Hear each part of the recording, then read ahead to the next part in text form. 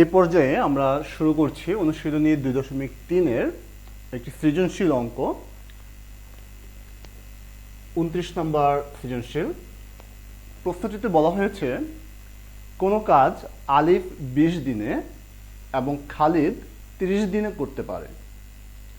তাদের দৈনিক মজুরি যথাক্রমে 500 টাকা এবং 400 টাকা। তারা একত্রে 3 দিন কাজ করার পর বাকি কাজ খালিদ একা সম্পন্ন করে। প্রশ্নটা আমি আরেকবার বুঝিয়ে বলছি। আলিফ একজন ব্যক্তির নাম, সে একটি কাজ করতে পারে 20 দিনে, আর খালিদ করতে পারে 30 দিনে, এবং বলা হয়েছে যে তাদের দৈনিক মজুরি যথাক্রমে আলিফের হচ্ছে 500 টাকা দৈনিক মজুরি, আর খালিদের হচ্ছে 400 টাকা। তারা একত্রে 3 দিন কাজ করার পর, অর্থাৎ একসাথে আলিফ এবং খালিদ 3 দিন কাজ করবে, করার পর বাকি কাজটুকু খালিদ একা সম্পন্ন করবে। তার মানে আলিফ 3 দিন কাজ করার পর চলে যাবে এবং বাকি কাজটুকু খালিদ একা সম্পন্ন করবে। যদি এটা হয় তাহলে তোমার কাছে জানতে চাওয়া হয়েছে আলিফ ও খালিদ একদিনে কতটুকু কাজ করতে পারবে, অর্থাৎ তারা দুজন মিলে একদিনে কতটুকু অংশ কাজ করে সেটা বের করতে হবে। খ নম্বরে বলা হয়েছে যে কাজটি কত দিনে শেষ হয়েছিল, অর্থাৎ সম্পূর্ণ কাজটি 3 দিন তো আলিফ এবং খালিদ দুজন মিলে করেছে এবং বাকি কাজ কিন্তু খালিদ একা করেছে। যদি এভাবে কাজ করে তাহলে সম্পূর্ণ কাজটি শেষ করতে কতদিন সময় লাগবে, দিনের পরিমাণ জানতে চাওয়া হয়েছে এখানে। গ নম্বর প্রশ্নে বলা হয়েছে যে যদি প্রত্যেকে আলাদাভাবে কাজটির 16 ভাগের 5 অংশ সম্পন্ন করে তাহলে তাদের প্রাপ্ত মজুরির অনুপাত নির্ণয় করো। অর্থাৎ সম্পূর্ণ কাজের 16 ভাগের 5 অংশ করলো খালিদ আলাদাভাবে, অর্থাৎ 16 ভাগের 5 অংশ খালিদও করবে, আবার 16 ভাগের 5 অংশ আলিফও করবে। যদি এটা করে তাহলে যেই মজুরি হবে সেই মজুরিটা কত, তাদের মজুরির অনুপাতটা কত হবে সেটা বের করতে হবে, অনুপাত নির্ণয় করতে হবে গ নম্বরে। তো শুরু করছি ক নম্বর দিয়ে। ক নম্বরে বলা হয়েছে যে আলিফ এবং খালিদ একদিনে কাজটির কতটুকু কাজ করতে পারে। তো প্রথমে আমরা বের করব যে আলিফ একদিনে কতটুকু কাজ করতে পারে। লক্ষ্য করো প্রশ্নে বলা হয়েছে যে আলিফ 20 দিনে কাজটা করতে পারে। তো এটাকে যদি আমরা একটু ঘুরিয়ে লিখি, আমরা শুরুতেই কাজ কতটুকু সেটা কিন্তু আমরা জানি না, আমরা লিখে নিচ্ছি, ধরি বা মনে করি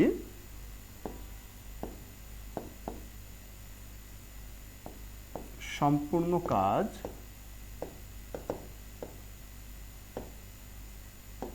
সমান 1 অংশ। তাহলে আলিফ 20 দিনে করে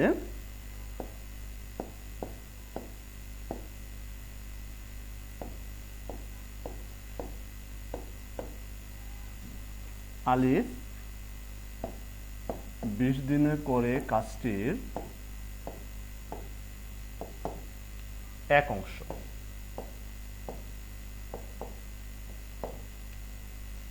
সুতরাং আলিফ একদিনে করে কাজটির, আলিফ একদিনে অবশ্যই কম কাজ করতে পারবে এবং কম কাজ করলে কি হবে, ভাগ হবে। সেজন্য আমরা লিখব 1 ভাগ 20 অংশ। এটা গেল আলিফের ব্যাপারে। এবারে আমরা খালিদেরটা বের করব। আমরা লিখব যে খালিদ করে 30 দিনে। তাহলে খালিদ 30 দিনে করে কাজটির 1 অংশ। সুতরাং খালিদ একদিনে করে কাজটির, খালিদ একদিনে অবশ্যই কম কাজ করবে, আর কম কাজ করলে যেহেতু ভাগ হবে সেহেতু আমরা লিখব যে 1 ভাগ 30 অংশ। তাহলে আলিফ একদিনে কতটুকু করে সেটা পেয়ে গেলাম, খালিদ একদিনে কতটুকু কাজ করে সেটা পেয়ে গেলাম। এবার আমরা এই দুজন একদিনে কত অংশ করে আমরা সেটা বের করব। দুজনের কথা যেহেতু বলা হয়েছে তার মানে আমরা কি করব, দুজনের কাজের অংশটুকু যোগ করব। আমরা লিখব সুতরাং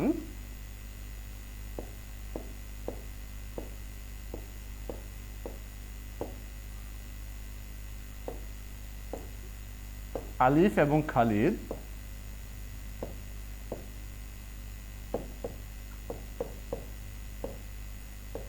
একদিনে করে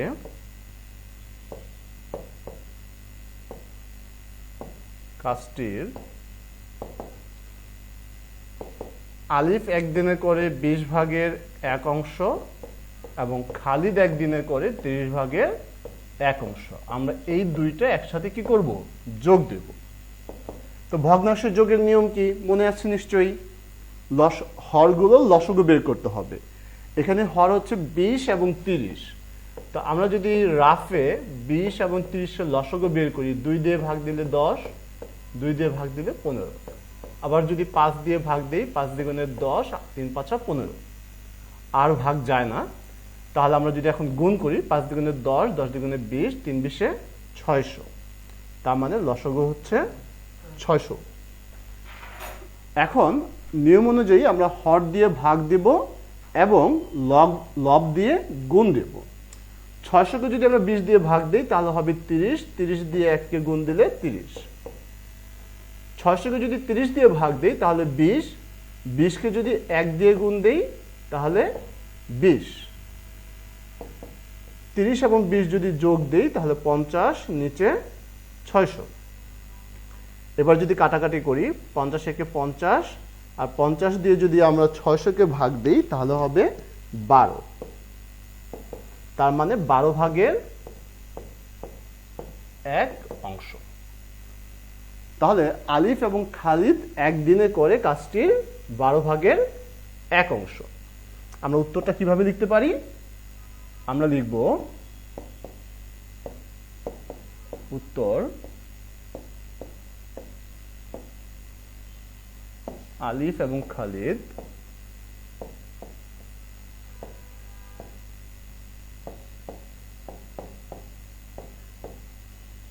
একদিনে করে কাজটির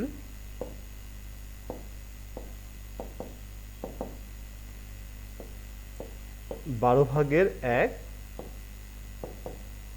অংশ। এই হচ্ছে আমাদের ক নাম্বার প্রশ্নের সমাধান। এবারে আমরা বের করব খ নাম্বার। আমরা যেহেতু খ নাম্বার শুরু করব, আমরা ক নাম্বারটা একটু ইরেজ করে দিচ্ছি আমাদের জায়গা স্বল্পতার কারণে।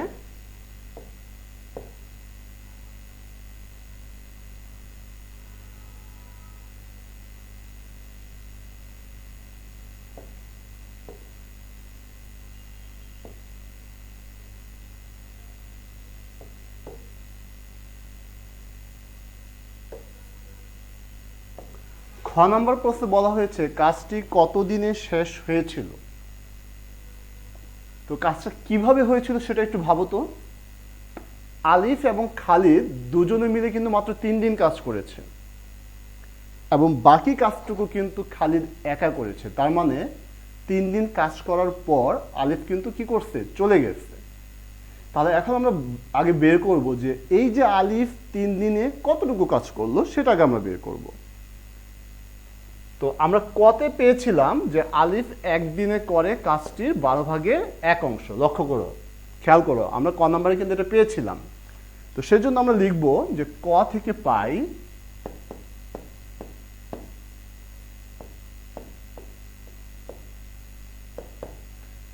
পাই আলিফ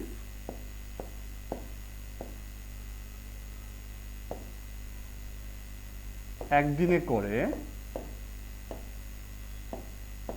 কাজটির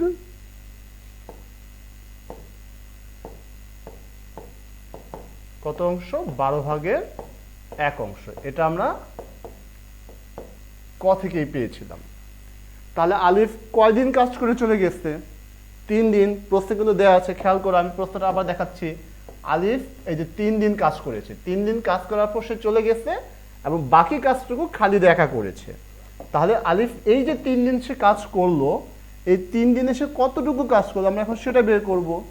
তার আলিফ 3 দিনে করে কাজটির একদিনে যতটুকু করে 3 দিনে নিশ্চয়ই তার চেয়ে বেশি করবে, এবং বেশি করলে কি হবে? গুণন, এই জন্য 1 গুণন 3 নিচে 12 অংশ। কাটাকাটি করলে 3 1 3, 3 4 12, তার মানে 4 ভাগের 1 অংশ। তার মানে কি এই যে বাকি যে কাজটুকু রয়েছে 4 ভাগের 3 দিনে যেই অংশটুকু কাজ করলো, এখন যদি আমরা সম্পূর্ণ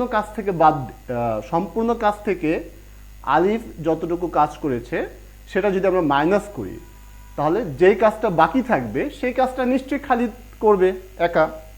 তাহলে আগে আমরা কি করব, কাজ কতটুকু বাকি আছে, আবারও বলছি, আলিফ 3 দিনে যতটুকু অংশ কাজ করেছে সেটা যদি আমরা সম্পূর্ণ কাজ থেকে বিয়োগ দিই, তাহলে কতটুকু অংশ বাকি আছে কাজ আমরা সেটা পাবো। আমরা এখন লিখব, সুতরাং কাজ বাকি থাকে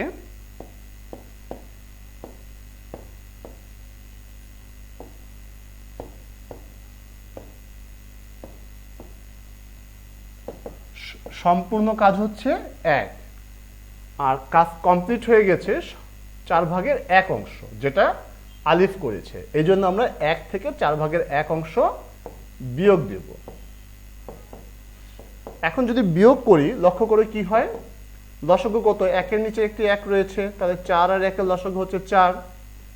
1 দিয়ে যদি 4 কে ভাগ দিই 4, 4 দিয়ে যদি 1 কে গুণ দিই 4, এই 4 দিয়ে যদি লসাগুকে ভাগ দিই কত হয় 1, 1 দিয়ে যদি 1 কে গুণ দিই 1, তাহলে কত হবে, এখানে বিয়োগ চিহ্ন আমি ভুলে যোগ দিয়েছিলাম, তাহলে 4 থেকে যদি 1 বিয়োগ দিই 3, আর নিচে 4, তাহলে 4 ভাগের 3 অংশ। এখন একটু খেয়াল করো, এখানে কিন্তু লোক মাত্র 2 জন, এর মধ্যে আলিফ কাজ করেছে সম্পূর্ণ কাজে 4 ভাগের 1 অংশ, আলিফ করার পর বাকি আছে কত, 4 ভাগের 3 অংশ। তার মানে এই যে 4 ভাগের 3 অংশ কাজ কে করবে, তাহলে অবশ্যই খালিদ করবে, কারণ আলিফ তো চলেই গেছে এখন, তাহলে কে করবে, খালিদ করবে। তাহলে এখন আমরা বের করব যে খালিদ এই কাজটুকু কত দিনে করতে পারবে। আমি আবারও বলছি, খালিদ এই কাজটুকু কত দিনে করতে পারবে, আমরা এখন সেটা বের করব। এখন খেয়াল করো, আমরা কিন্তু পেয়েছিলাম যে প্রশ্নে যে সম্পূর্ণ কাজটা কমপ্লিট করতে কতদিন লাগে, 30 দিন, তাই না? সম্পূর্ণ কাজটা কমপ্লিট করতে লাগে 30 দিন। তাহলে খালিদের লাগে 30 দিন। তাহলে আমরা লিখব, খালিদ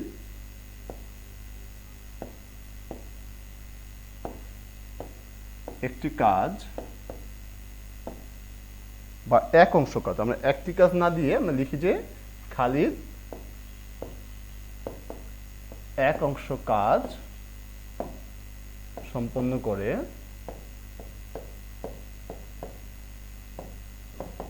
কয় দিনে, 30 দিনে। এই ইনফরমেশনটা আমরা কোথায় পেয়েছি, এটা কিন্তু প্রশ্নেই দেয়া আছে যে খালিদ একা একটি কাজ সম্পন্ন করে 30 দিনে। সুতরাং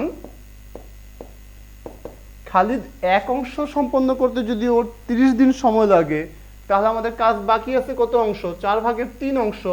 তাহলে আমরা লিখবো যে 4 ভাগের 3 অংশ কাজ সম্পন্ন করে, 4 ভাগের 3 অংশ কাজ সম্পন্ন করতে সময় কি লাগবে, কম। তাহলে 30 ভাগ 4 ভাগের 3 দিনে, ভাগটাকে যদি আমরা গুণ দিয়ে উল্টিয়ে দেই, তাহলে কি হবে, 4 চলে যাবে উপরে, 3 নিচে, তাহলে 3 দিয়ে 30 কে ভাগ দিলে 10, 10 গুণন 4, 40 দিন।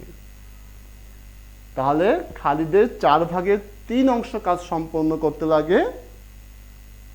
আমরা কি কোথাও ভুল করলাম?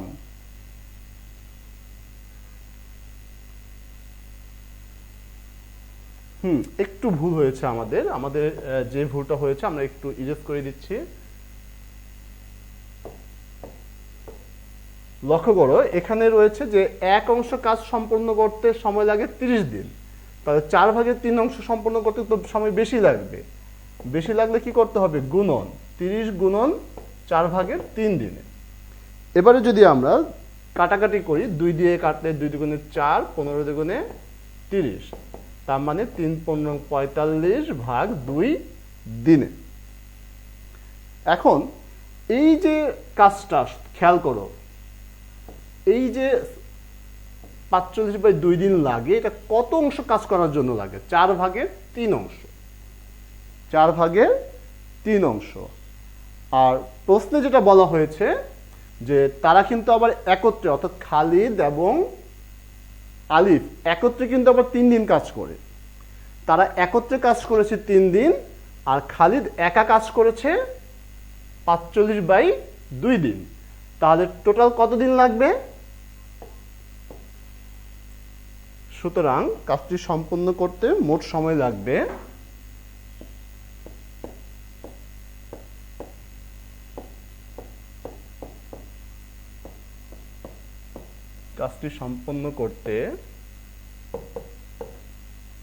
মোট সময় লাগবে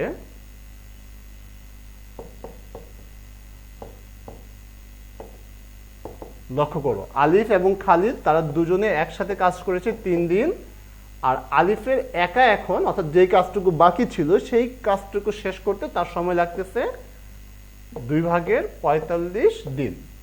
তো আমরা এখন টোটাল সময়টা বের করি। লসাগু হচ্ছে 2, 2 দিয়ে 3কে গুণ দিলে 6, এই হর দিয়ে অর্থাৎ 2 দিয়ে 2কে ভাগ দিলে 1, 1 দিয়ে যদি 45কে গুণ দিই 45, তাহলে 45 আর 6 যদি যোগ দিই 51 ভাগ কত? 2 দিন। এবারে যদি আমরা একটু রাফে দেখি, 2 দিয়ে 51কে ভাগ দেই, 5-এর মধ্যে যাবে 2 বার, 2 দুগুণে 4, 5 থেকে 4 বিয়োগ দিলে 1, নামিয়ে নিয়ে আসলাম এই 1। এবারে 5 দুগুণে 10, 1, তাহলে কত হবে? 25 সমস্ত 2/1 দিন। তাহলে আমরা কি লিখতে পারি? 25 সমস্ত 2/1 দিন। আমরা উত্তর লিখব, উত্তর 25 সমস্ত 2/1 দিন। এই হচ্ছে আমাদের খ নম্বর প্রশ্নের সমাধান। এবারে আমরা গ নম্বর শুরু করব। তো গ নম্বর শুরু করার আগে আমরা খ নম্বরটা যথারীতি ইরেজ করে দিচ্ছি।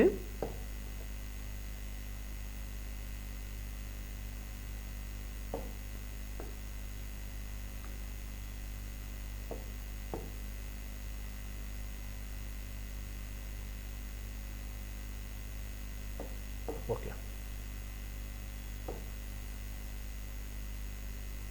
লক্ষ্য করো গ নম্বরে কি বলা হয়েছে?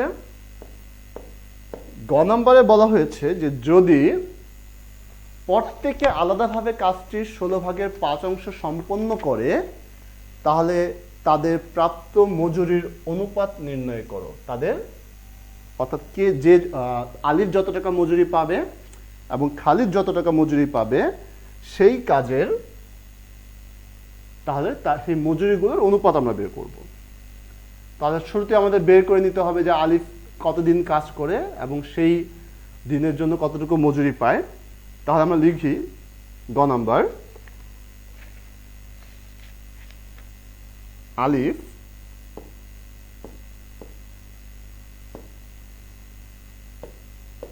এক অংশ কাজ করে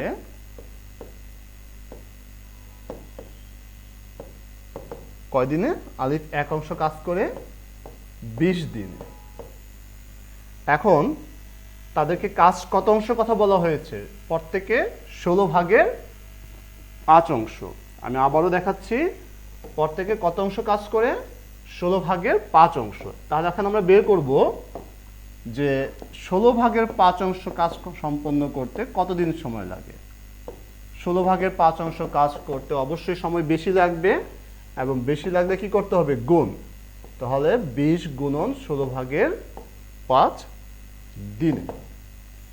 আমরা যদি কাটাকাটি করি 4 4 16, 4 5 20, তাহলে 5 5 25/4 দিনে। এখন আমরা বের করব যে এই যে 25/4 দিনে আলিফের মজুরি কত টাকা আসে। আলিফের দৈনিক মজুরি কত? খেয়াল করো, আমরা কিন্তু প্রশ্নে আগেই তোমাদেরকে দেখিয়েছি। আলিফের দৈনিক মজুরি হচ্ছে 500 টাকা। আমি আবারও বলছি, আলিফের দৈনিক মজুরি হচ্ছে 500 টাকা। তার মানে একদিনের মজুরি 500 টাকা। তাহলে 4/25 দিনের মজুরি কত সেটা বের করতে পারবো। আমরা এখন লিখব যে আলিফের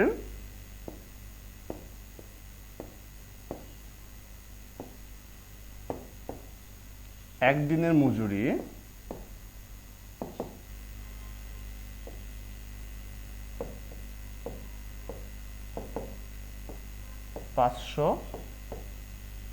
টাকা।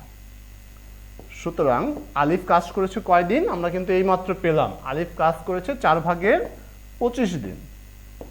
তাহলে 4/25 দিনের মজুরি অবশ্যই বেশি হবে, এবং বেশি হলে কি হয়? গুণন 4/25 গুণন কত? 500 টাকা। এখন যদি আমরা 4 দিয়ে 500-কে ভাগ দিই, 4 দিয়ে যদি 500-কে ভাগ দিই তাহলে কত হবে? 125। 125 দিয়ে যদি আমরা 25-কে গুণ দিই, তোমরা এই গুণটা রাফে দেখিয়ে দেবে। 125 দিয়ে যদি 5-কে গুণ দিই তাহলে হবে 3125 টাকা। তাহলে পেয়ে গেলাম আমরা আলিফের মজুরি। এবারে আমরা খালিদের মজুরি বের করব, এবং খালিদের মজুরি বের করার আগে অবশ্যই খালিদ কতদিন কাজ করে সেটা বের করে নেব। আমরা লিখব যে খালিদ 1 অংশ কাজ করে, খালিদ 1 অংশ কাজ করে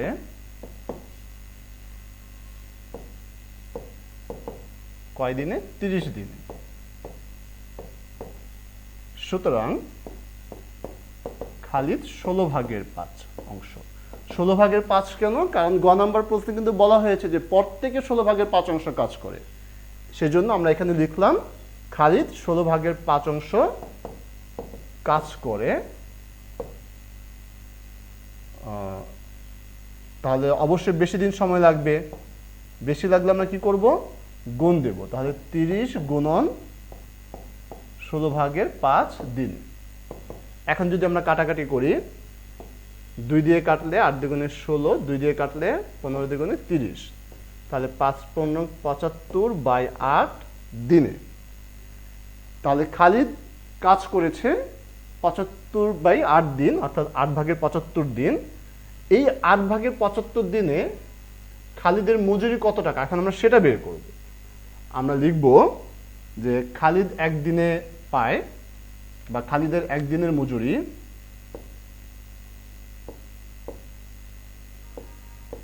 খালিদের একদিনের মজুরি কত টাকা? খালিদের একদিনের মজুরি প্রশ্নে দেয়া আছে 400 টাকা। এখন খালিদ কাজ করেছে কয় দিন? 8/75 দিন।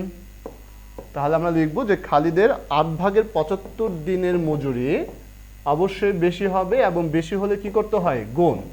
সেজন্য আমরা লিখব 400 গুণন 8/75 টাকা।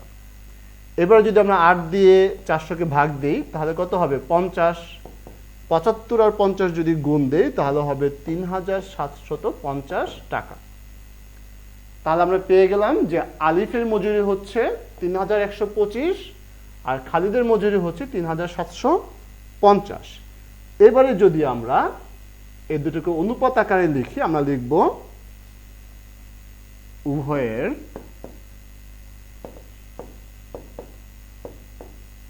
মজুরির অনুপাত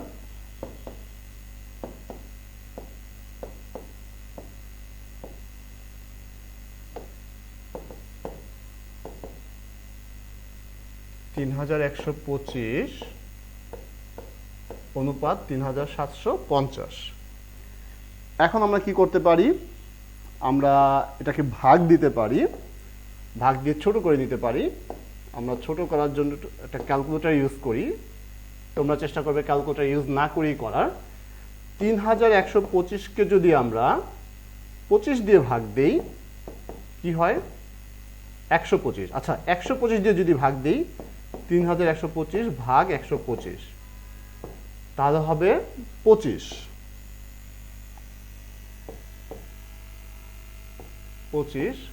আর 3750-কে যদি আমরা 3750-কে যদি আমরা একই সংখ্যা দিয়ে ভাগ দিই 125 দিয়ে, তাহলে হবে 30।